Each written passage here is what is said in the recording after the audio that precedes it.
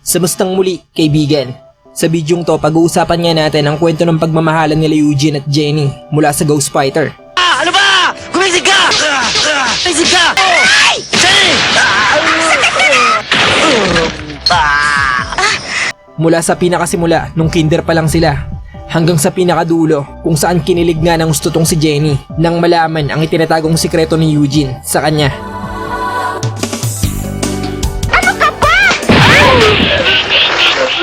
Gaya ng ipinakita sa isa sa mga flashback sa anime, simula kinder ay magkakalala na nga silang dalawa. Umuwi na tayo! Sige, bully mo ko! Balay mula pa man noon, palagi nang inaasar nitong si Eugene, si Jenny. Isang araw, mapangasar na itinaas ni Eugene ang palda ni Jenny na naging dahilan para mainis at habulin siya nito. Hanggang sa madapa at mahulog nga si Eugene sa tabing ilog. Halika na! Adyo! At dahil taglamig o umuulan ng nyebe nung panahon na yun, sinipon at inapoy nga ng lagnat si Eugene kinagabihan. Sobrang nag-alala ang batang si Jenny sa nangyari, kaya nagbantay nga siya sa tabi nito kinabukasan. Nang paggabi na, pinaalalahanan siya ng nanay ni Eugene na umuwi na. Pero dahil sobrang nag-aalala nga siya sa kalagayan ni Eugene, naluluwang sinabi niyang hindi siya uuwi hanggat hindi bumababa ang lagnat ni Eugene. Sinisisi nga kasi niya ang sarili kung bakit nahulog ang kaibigan sa ilog. Pero dahil alam ng ginang na ang anak niya ang may kasalanan, sinabi nito kay Jenny na hindi na niya kailangang mag-alala at siniguradong bukas na bukas rin ay magaling na si Eugene. Bagamat nag-aalala pa rin, wala nang nagawa si Jenny kung di iwan pansamantala ang may sakit na kaibigan.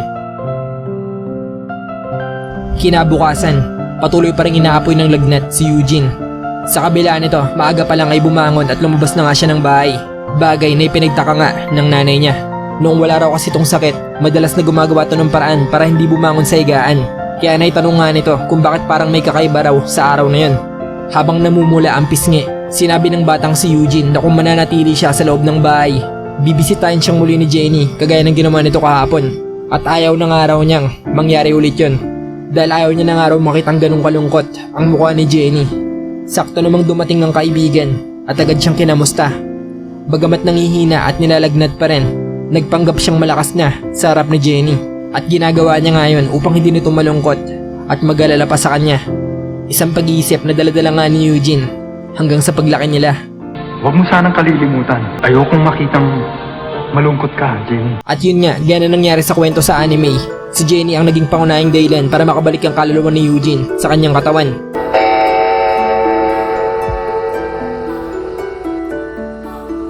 Pero bago nangyari yun, dahil pansamantala nga siyang naging kaluluwa, nalaman nga ni Eugene na pareho silang may gusto sa isa't isa. Sorry, hindi pwede. Ano? Huwag mo sabihin may gusto kang iba. Oo. Ikaw yung tinutukoy niya, Eugene, oh! Hindi pa naman niya sinasabi kung sino yun eh. Sigurado namang may gusto kayo sa isa't isa. Ha? Yun nga lang, matapos magising ni Eugene ay hindi man lang nila napag-usapan ng tungkol doon. Basta parang bumalik nga lang sila sa dati. Jenny. Bakit mo ako tinititigan ng ganyan? Ha? Wala naman. Bilisan mo na nga! Nahuli ka na sa klase mo! Habang ginagampanan ni Eugene ang pagiging spirit detective, ilang beses na nadami si Jenny dahil sa pagiging malapit nito sa kanya. At para maprotektahan to, pinili na nga lang ni Eugene na wag nang ipaalam dito ang mga kasong hinahawakan niya. Gaya na nga lang ng pagsisikreto niya sa pagsali sa Dark Tournament. Hindi na kita idadamay sa anumang problema. Ha? Hindi mo ako sinagot ah! Nalaman din naman ni Jenny ang tungkol sa lihim na yun dahil kay Charlene. Sigurado akong alam mo. Sabihin mo sa akin kung nasan si Eugene. Kaya agad nga silang gumawa ng paraan para makapunta sa kanaroroonan nito. Balay dito ka natin nakita kung gaano kalaga si Eugene para sa kanya. Na kahit igapahamak pa niya, nakahanda siya sa kahit anong kapahamakan basta may pakita niya nga lang ang buong suporta niya. Galingan mo sa susunod na laban, ha? Bang! Kahit pa mahirap nga para sa kanya na makita tong nasasaktan. Eugene, umuwi na tayo! Umuwi na tayo! Jenny! Tapos yun, matapos madiskubre ni Eugene na hindi siya ordinaryong tao. Oo, eto na ako. Agad niyang ipinaalam kay Jenny ang plano niyang pagpunta sa mundo ng mga halimaw upang alamin ang totoong pagkatao niya. Bagamat tutol si Jenny sa nais niyang gawin, sinabi na lang din nito ang sariling plano na nag-aaral siyang mabuti para makapasok sa isang tanyag na eskwelahan na exclusive para sa mga kababaihan.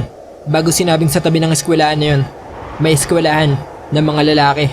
Parang payuwatig nga na kung itutuloy ni Eugene ang pag-alis, baka mahulog na ang loob niya sa iba bago pa siya makabalik. Jenny, Magkita na lang tayo ulit. Bagay na nakapagpabahala nga kay Eugene na baka ipagpalit nga siya nito. Jenny, huwag mo akong ipagpapalit sa ibang lalaki, ha? Bali iniisip nga rin kasi ni Jenny na maaring di na makabalik pa si Eugene kapag umalis. Kaya mabigat man sa loob niya, tinalikuran at iniwan na nga niya si Eugene upang makapag-isip-isip. Paalam. Sa gabi ring yun, sa kabila ng nangyari, pinuntahan ni Eugene si Jenny upang personal na makapagpaalam. Ipinangako niyang babalik siya sa loob ng eksaktong 3 taon. Babalik ako pagkatapos ng eksaktong 3 taon. Pangako ko yun. At sa pagbalik niya, gusto niya nga raw na magpakasal na sila. Pagkatapos? Magpapakasal na tayo. Noong una, iniisip ni Jenny na nagbibiro lang to dahil palagi nitong idinadaan sa biro ang lahat. Pero sinigurado ni Eugene na seryoso na siya sa pagkakataon na to. Jenny, mahal kita. Maniwala ka sa akin. Sige, ako rin naman. Ayon kay Jenny, maraming pwedeng mangyari sa loob ng 3 taon. Pero kahit ganun pa man, hindi niya man sinabi ng direkta, mahal niya talaga si Eugene. Kaya nakahanda nga siyang maghintay para rito. Eugene, tuparin mo ang pangako mo. Sa dulo ng kwento sa anime, matagumpay ngang nakapasok si Jenny sa pangarap nitong paaralan at naghahanda na nga para sa nalalapit niyang pagpasok sa college para maging teacher. Ilang taon nang lumipas subalit umaasa pa rin siyang babalik si Eugene gaya ng ipinangako nito. Bale may malaking pagkakaiba nga sa anime at sa manga sa parting to ng kwento. Sa anime, nagsisimula na nga mag-alala si Jenny na baka hindi na babalik pa si Eugene, na baka kinalimutan na siya nito at mas mahalaga rito ang pakikipaglaban kaysa sa kanya. Hindi na ako maghihintay na higit pa sa 3 taon! Sumusobra ka na! Handa na rin sana siyang sumuko pero bago lumubog ang araw, dumating nga si Eugene at sinabing hindi niya kailangan pang maghintay. hindi na kita paghihintayin pa.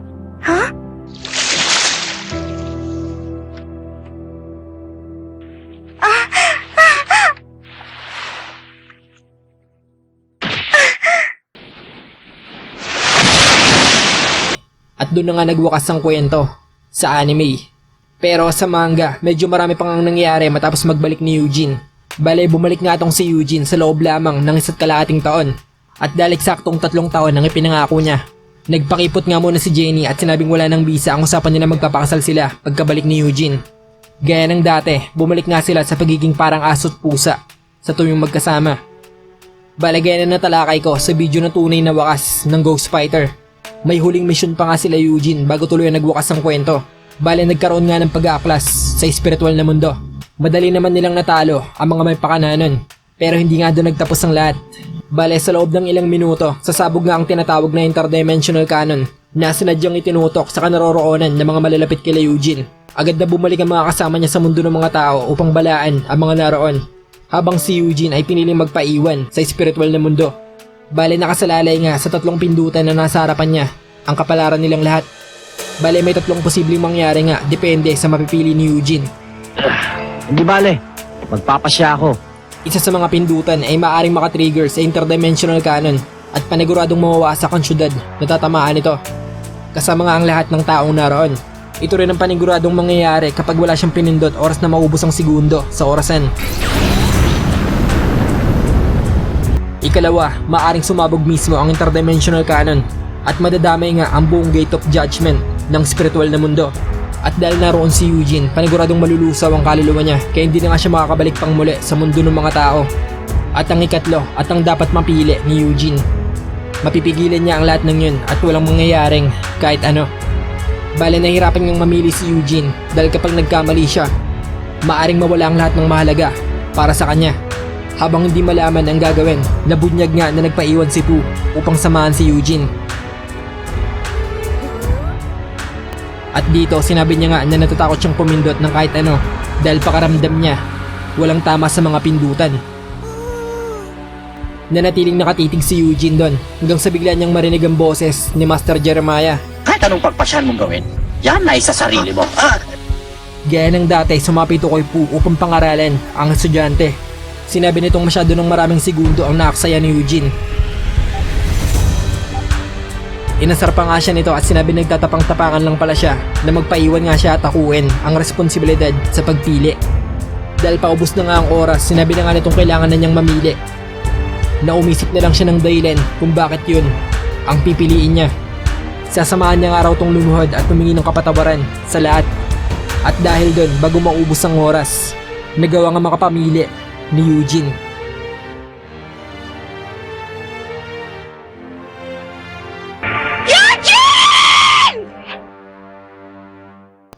At yun na nga, gaya ng inaasahan, tama ang napili niya.